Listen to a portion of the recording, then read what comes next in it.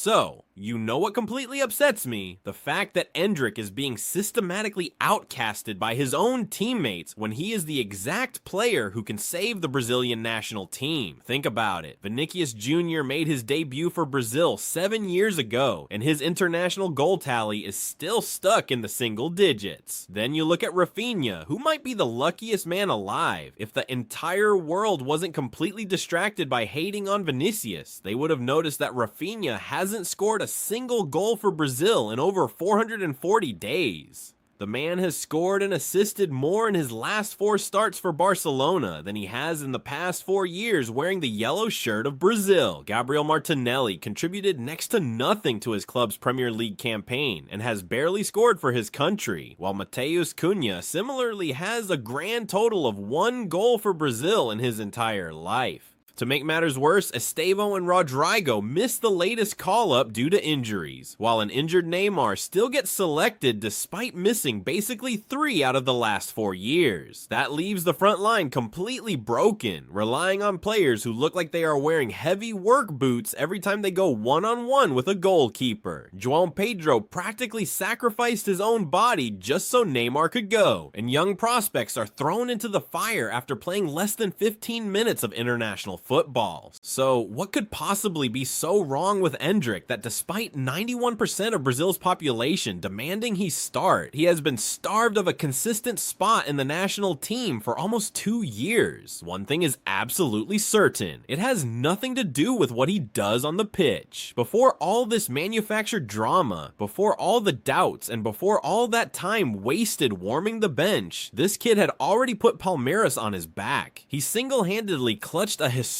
league title, scoring more goals than any other teenager in this century. He was winning youth tournaments with Brazil that the country hadn't won since the 1980s, being lifted into the air by fans like the second coming of Pelé.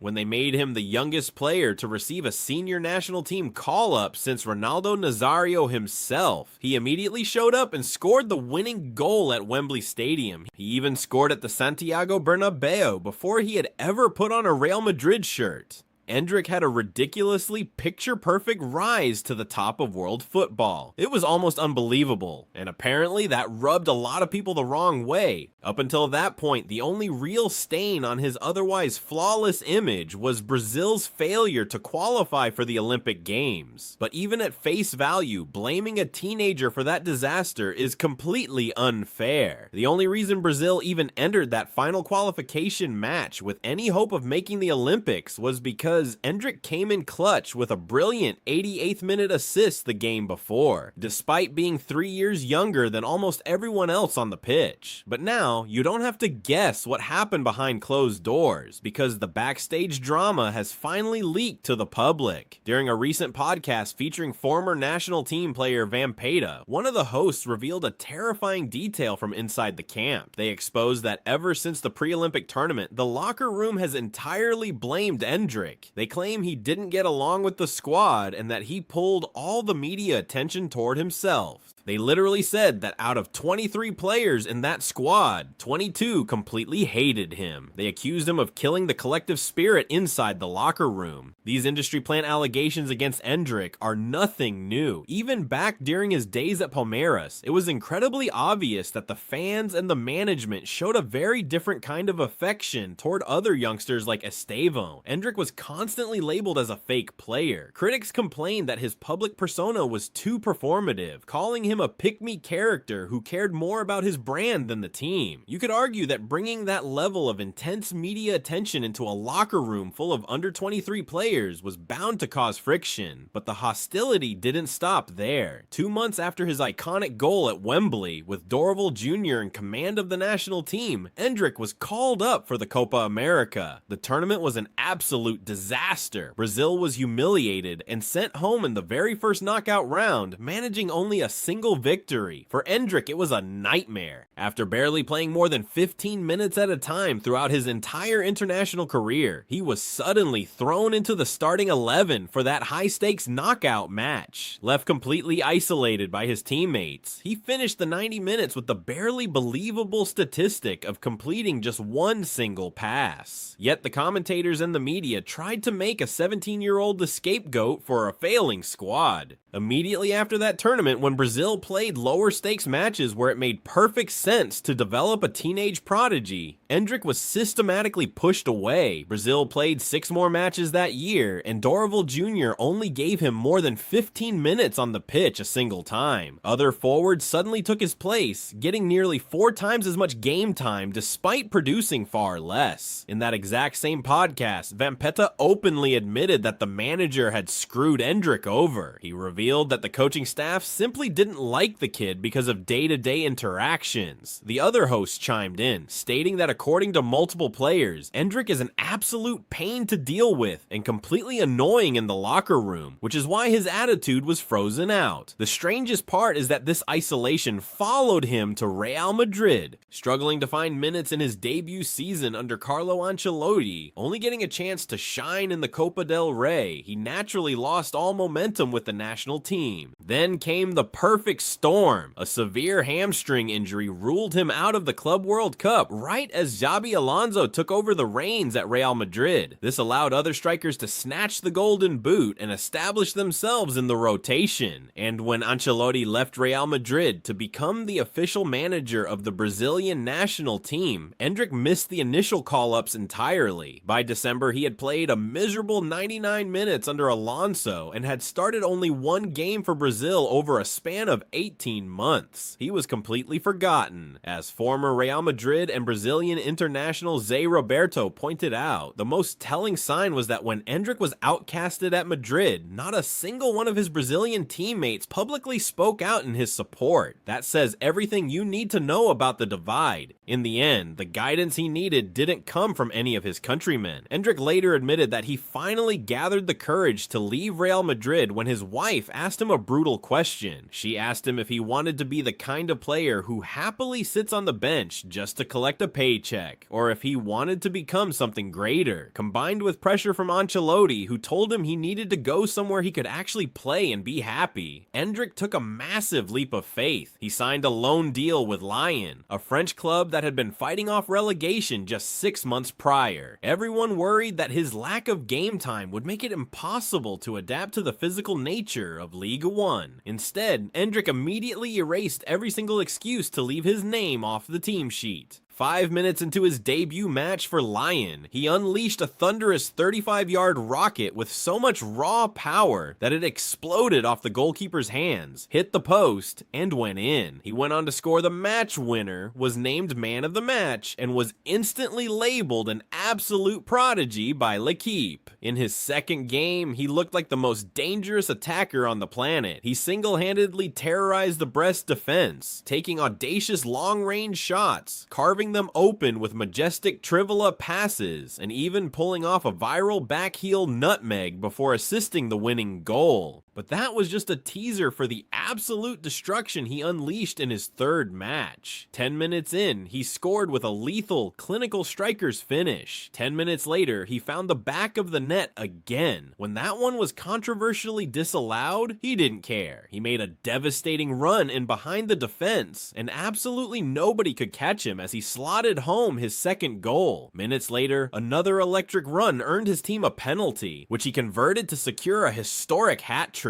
In just 3 professional games in France, Endrick did what club legends like Hatem Ben Arfa, Karim Benzema, Alexandre Lacazette, Anthony Martial, and Nabil Fekir never could do at his age. His 6 shots on target in a single match broke a long-standing club record. A week later, he smashed home his 5th goal in 5 games with the kind of terrifying physical power the world hasn't seen since the days of Adriano, securing the greatest start by any debutant in Lyon's history. Even when his youthful emotion boiled over and he picked up a careless red card, the French Football Federation could not ignore his dominance and officially named him the league's Player of the Month. What makes this truly insane is that he achieved all of this while playing on the right wing, completely out of his natural position, but ironically, right where Real Madrid and Brazil needed reinforcement the most. By March, Endrick opened a massive game against Marseille with an immediate assist, and then nearly won the Puskas Award with a jaw-dropping acrobatic bicycle kick within the first 5 minutes, before setting up another goal to put Lyon ahead.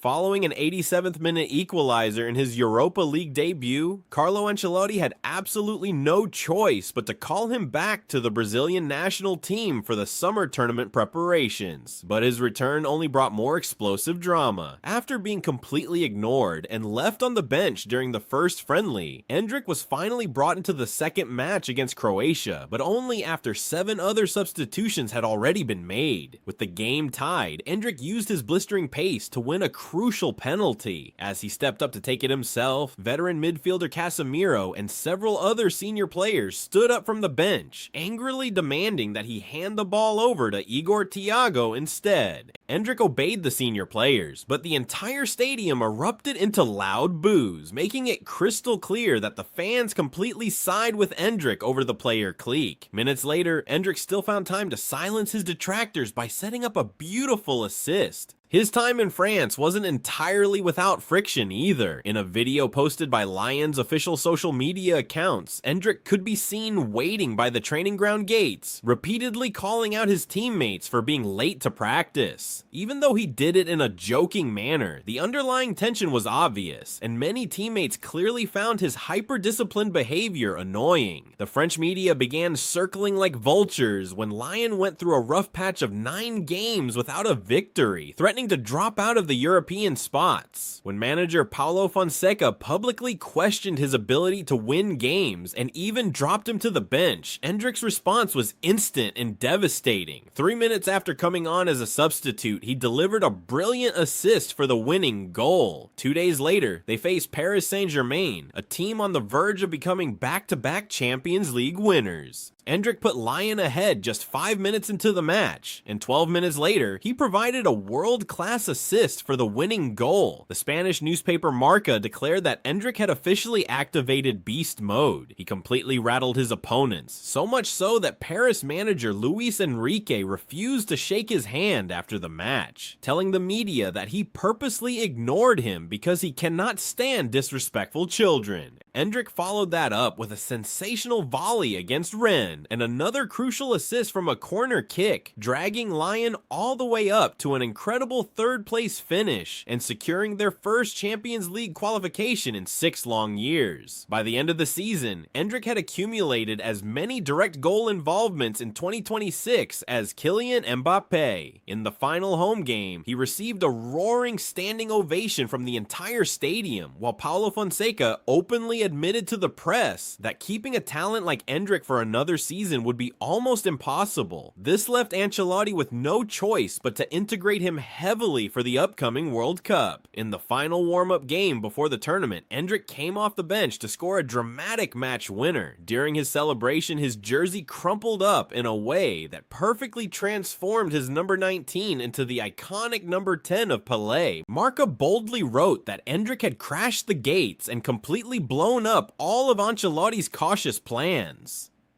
The statistical reality is simple. If you line up the club statistics of every single Brazilian forward, even superstar names like Vinicius and Raphinha cannot match the clinical efficiency Endrick put up this season. Yet the old guard refuses to accept him. In a recent press conference, Casemiro tried to downplay his impact, stating that while the move to Lyon was smart, Endrick is still too young, and people need to be realistic because he isn't truly part of the established core group. You could try to argue that Casemiro just misspoke, but that defense completely evaporated during a recent national team training session. Right after Endrick scored an incredible goal in practice, Casemiro flew in with a horrendous career-threatening tackle that sent shockwaves through the camp.